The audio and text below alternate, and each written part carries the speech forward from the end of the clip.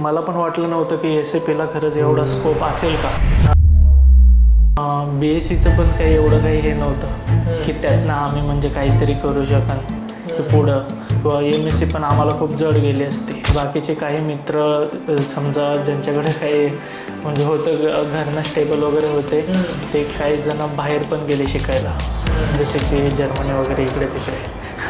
पण आमच्या वर्गातला एक हुशार मुलगा, तो म्हणजे तुषार म्हणजे खरंच हुशार. Hello everyone, welcome back to UV Technocrat Success Stories. Today we have our very old student जिनके बारे में आज हम जानेंगे. एंड सर आप अपना इंट्रोडक्शन दीजिए हमारे स्टूडेंट्स को. Hello everyone, my name is Gopal Wagmare and basically I am from Pune. I have completed my graduation in BSc from YM College Pune. तसं मला काही इंग्लिश जास्त येत नाही, सो मी मराठीतूनच बोलतो आणि आता मराठीतून बोलतो. हो सर, तुम्ही गोपाल जे तू काय बोलला ना एकदम बरोबर बोलला. आणि आज माझी पण परीक्षा होणार आहे कारण मला मराठी एवढं नाही येत, तरी पण आज आपण मराठीच बोलू. सर, तर गोपाल तुझे शिक्षण काय झाले आहे? सर माझं ॲक्च्युली BSc ग्रॅज्युएशन झालं आहे आणि मी BSc ग्रॅज्युएशन हे नेमकं केमिस्ट्री या फील्डमधून केलं होतं, YM कॉलेज पुणे येथून. अच्छा, आधी केमिस्ट्री केली होती, केमिस्ट्रीमध्ये YM मध्ये? हो. आणि राहायला कुठे आहे? मी राहायला येतो पुण्यामध्ये, शिवने उत्तमनगर आहे, तिथं राहायला आहे. लहानपासून म्हणजे? हो, लहानपणापासून म्हणजे कुडजे गावातच लहानाचं मोठं झालो आणि सध्या उत्तमनगर येथे राहायला आहे. बरं स्टुडंट्स, आणि व्ह्यूअर्स, हे झालं आत्ताची गोष्टी. पण मला आणि तुम्हाला पण जाणून घ्यायचं असेल की तुम्ही आधी काय करायचं, म्हणजे लहानपासून शाळा तुमची काय होती आणि तुम्ही कशा प्रकारे स्टुडंट होता, म्हणजे हुशार होतं की आमच्यासारखं होतं? ॲक्च्युली तसं खरं सांगायचं झालं तर मी पहिलीपासून ते 7वीपर्यंत माझं शिक्षण हे जिल्हा परिषद शाळेत झालं आहे, ते पण आमच्या गावाकडे. तसं मी प्रॉपर बोलायचं झालं तर मी पुसद, यवतमाळ, महाराष्ट्रामधलं आहे. म्हणजे पुसद हे माझं गाव आहे, तर तिथेच म्हणजे पुसदच्या शेजारी मोप म्हणून गाव आहे, तिथे मी 1ली ते 7वी म्हणजे जिल्हा परिषद शाळेत शिकलो. आणि त्यानंतरनं म्हणजे मी 8वीपासून ते पार ग्रॅज्युएशनपर्यंत माझं शिक्षण हे पुण्यातच झालं. तर माझे आईवडील आधीपासून पुण्यात होते, तर माझं ग्रॅज्युएशन हे मी YM कॉलेज कोथरूड येथून पूर्ण केलं. आणि त्यानंतरनं मेन पॉईंट असतो तो म्हणजे ग्रॅज्युएशन नंतरनं करायचं काय. तर ग्रॅज्युएशन नंतरनं करायचं काय, तर असं एकदम विचार करत होतो की यार काय करायला पाहिजे, काही सुचत नव्हतं. आणि मग तुम्ही जेव्हा हे ग्रॅज्युएशन चालू होतं तुमच्या डोक्यात काय होते, म्हणजे असं आता तुम्ही सॅपला एम्प्लॉईड झालाय, हो, चांगली कंपनीमध्ये, बरं का, पण तेव्हा काय विचारत होतं, म्हणजे काय करायचं असेल, म्हणजे हे क्लिअर होते का तुम्हाला? हां, तसं तर मी 12वी, खरं सांगायचं म्हणजे असं तर 12वी झाल्याच्या नंतरनं तेव्हाच मला काही कळत नव्हतं की नेमकं करायचं तर काय करायचं. तर माझ्या एका टीचरने असं सजेस्ट केलं की तू 12th नंतरनं BSc केमिस्ट्री कर, त्यानंतर तुला खूप सारे मार्ग मिळतील वगैरे हे ते. बट तसं बघायला गेलं तर म्हणजे एक चांगली ऑपॉर्च्युनिटी मिळाली पण असते. BSc नंतर मी MSc केली असते, MSc नंतरनं मला एखादा जॉब मिळाला असता, पण तो एक MSc नंतरचा जो जॉब असतो तो ॲक्च्युली असं म्हणजे त्यामधनं काही ग्रोथ होत नाही, किंवा एकाच पॅकेजवरती तिथं आपल्याला थांबावं लागतं आणि चांगली ऑपॉर्च्युनिटी लवकर मिळत नाही, मिळाली तरी 10 वर्षानंतर मिळेल. बट त्यानंतरनं असं म्हणजे विचारच करत होतो की काय करायचं. मला हे विचारायचं, म्हणजे तुम्ही हे सांगाल पण नंतर, आता मला हे जाणायचं आहे की तुमच्या जे आजूबाजूचा मित्र होता, आज जवळचा मित्र, ते लोक काय करत होतं, म्हणजे मला असं वाटतंय की जे मित्र होतात ते जास्त इन्फ्लुएन्स करतात आपल्याला, तर तुम्ही काय इन्फ्लुएन्स झाला होता का त्यांच्या? तर ॲक्च्युली मी कॉलेजला असताना कधी आम्ही विचार केलाच नव्हतं की करिअरमध्ये करायचं काय. हां, तेच. तर मग आम्ही म्हणजे सर्व मित्र म्हणजे कॉलेजला यायचो, लेक्चर वगैरे भंग करायचे, इकडे तिकडे फिरायचं. म्हणजे काय असं करिअरचं काही लक्षात आलंच नव्हतं की नेमकं करायचं काय हे कोणालाच माहिती नव्हतं. बस कॉलेजला येतोय का, हा येतोय कुठेतरी म्हणजे फिरतोय, लेक्चर भंग करतोय, हे करतोय, असं काही कंटिन्युअसली कॉलेज नाही केलं. मग त्यामुळं पण असं म्हणजे काही कळलंच नाही. बट नंतर ना जेव्हा म्हणजे करोना वगैरे पण आला, ते पण दिवस आम्ही बघितले. करोनामध्ये आम्ही नंतर ना पास आऊट होत गेलो. फर्स्ट इयर आम्ही फर्स्ट इयरचे आय थिंक फर्स्ट सेम फक्त आम्ही म्हणजे अशी ऑफलाईन दिली. त्यानंतर सेकंड, थर्ड, फोर्थ, फिफ्थ हे पूर्ण आमचे ऑनलाईनच झाले. म्हणजे प्रॅक्टिकल असू दे, नाही तर ओरायव असू दे, नाही तर काय पण असू दे, ते पूर्ण ऑनलाईनच झालं. तर त्यामुळे आम्हाला नंतर ना मग असं BSCचं पण काही एवढं काही हे नव्हतं की त्यातनं आम्ही म्हणजे काहीतरी करू शकन की पुढं, किंवा MSc पण आम्हाला खूप जड गेली असती खरं सांगायचं म्हणजे. तर त्यामुळं मग खूप असं विचार येत होता की नेमकं करायचं काय. आणि बाकीचे काही मित्र समजा ज्यांच्याकडे काही म्हणजे होतं घरनं स्टेबल वगैरे होते, ते काही जण बाहेर पण गेले शिकायला, जसे की जर्मनी वगैरे इकडे तिकडे. बट आम्ही 2-3 जणच असे होतो की आमची काही फायनान्शियल कंडिशन एवढी खास नव्हती. तर त्यामुळं आमच्या डोक्यात आलं होतं की नाही यार, आता काहीतरी करायला पाहिजे. पण आमच्या वर्गातला एक हुशार मुलगा, तो म्हणजे तुषार. जे सांगितलं होतं की तुषार, हो तुषार, तोच खरंच आमच्या वर्गात खूप हुशार होता. तुषार म्हणजे खरंच हुशार. तर मग तुषार UV टेक्नोक्राफ्ट्समध्ये होता, जो की इथं म्हणजे SAPचे क्लासेस वगैरे करत होता. तर एका दिवशी म्हणजे आमची सहज भेट झाली. नंतर असंच म्हणजे आमचं बोलत होतो, तर त्याने मला सांगितलं की, मी त्याला विचारलं जस्ट की बाबा तू एवढं हुशार विद्यार्थी आहे तू, मग नंतर ग्रॅज्युएशन झालंय, आता तो बाहेर गेलाय, म्हणजे नेमकं करतोय काय. तर तो म्हणला काय नाही रे, मी SAPचा एक कोर्स आहे तो असं करतोय मी. अरे वा म्हणलं, चांगली गोष्ट आहे, ते केल्यानंतर तुला काय फायदा. तो म्हणला खूप चांगली ऑपॉर्च्युनिटी आहे बाहेर गेल्याच्या नंतर. सो मग मी म्हटलं अरे वा चांगलंच, म्हणजे ते कसं असतं ते मी पण करू शकतो का. तो म्हणला हा कोण पण करू शकतं, म्हणजे त्याला काय असं काही नाही, त्याला कुठल्याही डिग्रीची काही गरज नाही, काही नाही. तर मग त्याने मला असं म्हणजे अरे वा म्हणलं मग भारी आहे. मग मी म्हणलं तुला तर माहिती आहे ना म्हणलं माझे म्हणजे कसं आहे, म्हणजे नाही का आपण जास्त हुशार नाही बाबा, म्हणलं जमेल ना. तो म्हणलं अरे एक नंबर जमेल तुला, तू बिंदास ट्राय कर, एकदा व्हिजिट कर. तर मग UV टेक्नोक्राफ्ट्स मी म्हटलं त्याला कुठे आहे, तर तो म्हणला नळ स्टॉपच्या तिथे आहे, तिथे एकदा व्हिजिट कर. तर मग मी नळ स्टॉपला आल्याच्या नंतर ना एकदम भारी वाटलं. रिसेप्शन वगैरे पूर्ण एम्युनिटीज हे ते बघून भारी वाटलं. तसं जसं बघून भारी वाटलं तसं अजूनही बोलून खूप भारी वाटलं. मग त्यानंतर ना मग म्हणजे काय काय काउन्सिलिंग मध्ये ना, हां म्हणजे सेशन वगैरे काय झालं होतं तुमचं. हां म्हणजे भारी असं वाटलं की मी ते फक्त आपण कुठे जर समजा बाहेर गेलो, तर बाहेर गेल्याच्या नंतर ना आला हां बरं ठीक आहे, हां मग कुठला कोर्स करायचा आहे, हां मग तर म्हणतात की ही आमचे फीज आहे, असं कर. हां पण असं आल्याच्या नंतर ना असं कोण सजेस्ट करत नाही, जसं मला UV टेक्नोक्राफ्ट्सने केलं. मी आल्याच्या नंतर ना मला असं सजेस्ट करण्यात आलं की हां तुमचं BSc केमिस्ट्री झालं आहे, तर मग तुमच्यासाठी SCP-MM हा कोर्स बेस्ट राहील. याच्यामध्ये खूप सारे मॉडेल असतात, पण SCP-MM बेस्ट राहील. मी म्हटलं मी दुसरं का नाही करू शकत. तर ते म्हटले की जसं की BCom वगैरे असलं तर SAP FICO करावं लागतं, म्हणजे जसं फायनान्स रिलेटेड. तर तसं मटेरियल मॅनेजमेंट हे म्हणजे माझ्यासाठी सुटेबल होतं, हे त्यांनी सजेस्ट केलं. आणि त्यांनी मला फक्त सजेस्ट करून असं म्हटले नाहीत की ही आमची फीज आहे, हे घ्या आणि स्टार्ट करा, तसं नाही. तर त्यांनी मला असं सांगितलं की SCP-MM हा कोर्स बेस्ट आहे, तो मटेरियल मॅनेजमेंट म्हणजे एकदम राईट राहील तुमच्यासाठी. सो मग मला असं भारी वाटलं.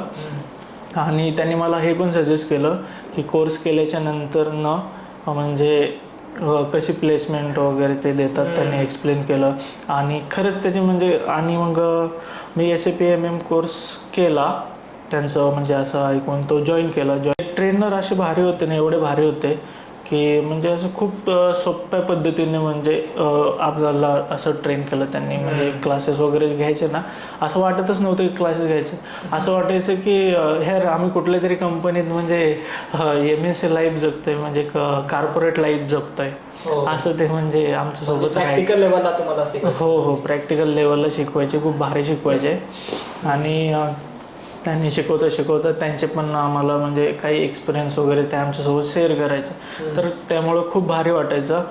आणि त्यांनी मला चांगल्या प्रकारे असं शिकवलं. मग शिकवल्याच्या नंतरनं मग आम्ही प्रॅक्टिस वगैरे रोज करायचो. मग नंतर प्रॅक्टिस वगैरे केली.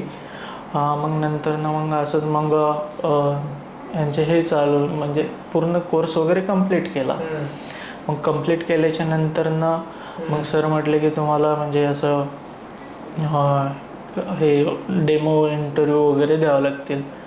तर मग मॉक इंटरव्ह्यू. हां मॉक इंटरव्ह्यू हां सर मॉक इंटरव्ह्यू वगैरे द्यावं लागतील. तर मॉक इंटरव्ह्यू मी म्हणलं मग भीती वाटत होती मॉक इंटरव्ह्यू. हे पण जाणायचं की तोपर्यंत तुम्ही काय करत होता, म्हणजे तुमची ही ग्रॅज्युएशन संपली होती का? आणि संपली होती तुमची ग्रॅज्युएशन कधी संपली होती, काय इयर होता तो? माझं ग्रॅज्युएशन जेव्हा संपलं होतं तेव्हा 2022 इयर्स होता, म्हणजे 2022. आणि त्याच्यानंतर काय केलं म्हणजे? पण 2022 नंतरच मला ॲक्च्युली काही असं समजत नव्हतं, कळत नव्हतं की करायचं काय. तर तेव्हाच मला म्हणजे असं ACP बद्दल कळालं आणि मी हा ACP कोर्स जॉईन केला. आणि त्या अजून वेगळं काम करायचं का त्या? हां, तर तसं जर माझं जर एक स्ट्रगल बघायचं झालं तर मी जेव्हा म्हणजे 12th पास आउट झालो होतो ना, म्हणजे आमची घरची काही एवढी परिस्थिती अशी काही म्हणजे भारी नव्हती. तर त्यामुळं 12th पास आउट झाल्याच्या नंतर ना मी म्हणजे ग्रॅज्युएशन करत करत ॲज अ डीमार्टला पार्ट टाइम जॉब पण करायचो. हां, ते बेस्ट होतं कारण की ते 4 hours काहीतरी काम होतं, पण त्याने बेस्ट होतं. म्हणजे 4 तास काम करायचं आणि ग्रॅज्युएशन पण चालू होतं, म्हणजे एज्युकेशन पण घ्यायचं, थोडेफार काहीतरी म्हणजे इन्कम जनरेट व्हायचं. ते म्हणजे एज्युकेशनसाठी मला म्हणजे उपयोगी पडायचं. मला खूप भारी वाटतं की जेव्हा तुम्ही डीमार्टला बेस्ट म्हणला, कारण स्ट्रगल सब करते हैं बट हिंदी सॉरी स्ट्रगल सब करते हैं लेकिन उसको स्ट्रगल्स को बोलते हैं कि मैं बहुत तकलीफ में था एंड बट तुम उसको अच्छे से ले रहे हो कि वो बेस्ट था तुम्हारे लिए. सो इट्स मतलब वो हेल्प किया तुम्हारे लिए, है ना? आणि मला सगळ्यांना असं सांगायचं असं वाटतं की म्हणजे असं सांगायची इच्छा होते की कधीच कोणी म्हणजे असं स्वतःला कमी समजू नका, किंवा असं म्हणजे स्वतःला असं म्हणजे काही जण म्हणतात ना, यार माझी फायनान्शियल कंडिशन नाही तर मी हे नाही करणार, मी ते नाही करणार, माझी कंडिशन खूप खराब आहे, मी काहीच करू शकत नाही, यार माझ्याकडे पैसेच नाहीत. अरे पण पैसे नाही आहेत, पण पैसे कमवण्याचे जे सोर्सेस आहेत ना ते खूप आहेत. जसं की मी एक एक्झाम्पल सांगितलं म्हणजे मी डीमार्ट वगैरे, तसंच तुम्ही डिलिव्हरी बॉयचं काम करू शकता, हे करू शकता. म्हणजे काही जण म्हणतात ना की यार मला कोर्स करायचा आहे, ACPचा कोर्स करायचा आहे, हा कोर्स करायचा आहे, पण त्यासाठी मला पैसेच नाही आहेत. पण जर आपण जर एकदा म्हणजे ध्येय ठरवलं ना मला हे करायचं आहे, जसं की मी ठरवलं होतं बाबा मला ग्रॅज्युएशन करून कुठला तरी कोर्स करायचा आहे, तर मग मला ते ॲटोमॅटिक ते वेज मिळत राहिले, म्हणजे ते रस्ते ॲटोमॅटिक ओपन होतात. फक्त आपण ध्येय म्हणजे टार्गेट ठेवलं पाहिजे की मला हे करायचं आहे. तुमच्या तर झालंय, तुम्हाला कोर्स करताना काय डिफिकल्टीज वाटला इथं UV टेक्नोक्रॅट्समध्ये? कोर्स करताना कधी डिफिकल्टी वाटलेच नाही, कारण की जे काय आम्ही डेली नोट्स घेत होतो ते नोट्स पूर्ण प्रॉपरपणे घेत होतो, स्टेप बाय स्टेप घेत होतो, वर्ड ना वर्ड लिहूनच घेत होतो. त्यामुळे डिफिकल्टी येण्याचा काही प्रश्न नव्हता. आणि काही समजा वाटलं तरी तर नेक्स्ट दिवशी येऊन आम्ही म्हणजे दुसऱ्या दिवशी येऊन सरांसोबत ते पूर्ण म्हणजे क्लास झाल्याच्या नंतर म्हणजे लेक्चर झाल्याच्या नंतर ना एक सर म्हणायचे कोणाला काही क्वेश्चन असतील तर विचारा, तर त्यावेळेस आम्ही विचारून ते सॉल्व करून घ्यायचो. आता तुमची जॉब कुठे लागली आहे? ॲक्च्युली सध्या तरी म्हणजे माझं इंटरव्ह्यू वगैरे झालं आहे आणि सिलेक्शन पण झालं आहे. माझी जॉईनिंग आहे 17 मार्च. हां 2 दिवसानंतर. हो 17 मार्च. तर मग हिंजवडीमध्ये कॉग्निझंट म्हणून आहे. हो माहिती आहे, सगळ्यांना माहिती. तर कॉग्निझंटमध्ये माझं सिलेक्शन झालं आहे. हो बरं. त्याचा तिथं रोल काय आहे तुमचं? सध्या तर म्हणजे असं मला ACPचं काही जास्त एक्सपिरियन्स नसल्यामुळं तिथं मी as a ACP end user म्हणून लागलो आहे. आणि पॅकेज पण चांगलं, आणि मग असं एक्सपेक्ट केलं नव्हतं, त्या एक्सपेक्टेशनपेक्षा जास्त मला पॅकेज तिथं मिळालं आहे. खूप चांगलं. फ्युचर ACP जे लोक करायचा विचार करत आहेत त्यांना तुम्हाला काय मेसेज द्यायचा आहे? तर मी तर म्हणेल की खरंच म्हणजे मला पण वाटलं नव्हतं की ACPला खरंच एवढा स्कोप असेल का. म्हणजे असं कोर्स करताना सुद्धा असा डाऊट येत होता, काय यार मी म्हणजे असं एक असं 50-60 हजार रुपयाचा कोर्स करतोय, खरंच मला म्हणजे अपॉर्च्युनिटी मिळेल का माझे पैसे वेस्ट होतील असं मनात वाटत होतं. पण तसं काही नाही. खरंच ऑपॉर्च्युनिटी आहेत. ज्यांना कोणाला ACPचा कोर्स करायचा आहे, कुठलंही मॉड्यूल असू दे, म्हणजे ज्याला सुटेबल जसं असेल, म्हणजे ACP MM असेल, FICO असेल, त्यांनी बिनधास्त करावा असं मला वाटतं. कारण की खरंच ACP कोर्स करणं बेस्ट आहे. आणि असं पुण्यामध्ये असेल, मला वाटतं की खूप सारे कमी इन्स्टिट्यूट असतील की जे ACPचे म्हणजे कोर्सेस प्रोव्हाइड करत असतील. पण इकडे तिकडे न बघता किंवा इकडे तिकडे शोधत न बसता तर जे आपले यू टेक्नोक्रॅट्स आहे तेच मला वाटतं. म्हणजे जसं की मी माझ्या ओपिनियनने सांगतोय, कारण की मी मार्केट थोडंसं रिसर्च वगैरे केल्याच्या नंतर बघितलं, म्हणजे अफोर्डेबल प्राईसमध्ये म्हणजे कमी प्राईसमध्ये एक जास्त म्हणजे नॉलेज देणारं जर कोणी असेल म्हणजे ACP बद्दल, तर ते यू टेक्नोक्रॅट्सच आहे. तुम्हाला हे फीस अफोर्डेबल वाटली का इथं? हो, खरंच अफोर्डेबल म्हणजे काय, आता मला जर पहिली सॅलरी माझी मिळाली तर ते माझ्या अर्ध्या सॅलरीतच पूर्ण माझी कोर्सची फी निघून जाते. बरं, मग मला असं हे आयडिया लागले की तुमची सॅलरी कुठे आहे मला हे जाणायचं होतं. बरं, मग खूप चांगलं आहे सर.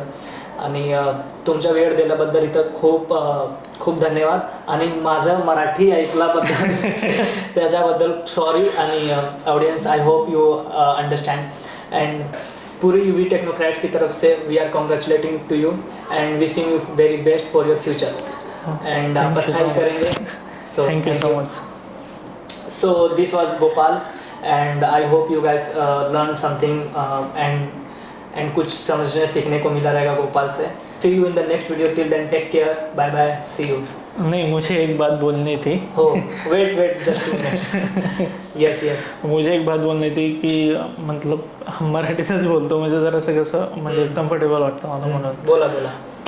तर खरंच म्हणजे आज माझं जे सिलेक्शन झालंय, तर म्हणजे मी असं तर त्यांच्यापर्यंत जे म्हणजे प्रत्येकाजवळ जाऊन तर मी बोलू शकत नाही, पण मी असं म्हणजे ह्या व्हिडिओ थ्रू असं त्यांना म्हणजे असं मला एक छोटासा थँक्स म्हणायचं आहे की खरंच म्हणजे मी कधी एक्सपेक्टेशनच केलं नव्हतं की मला एवढी मोठी MNC कंपनीमध्ये एवढे चांगल्या पॅकेजवरती मला जॉब मिळेल.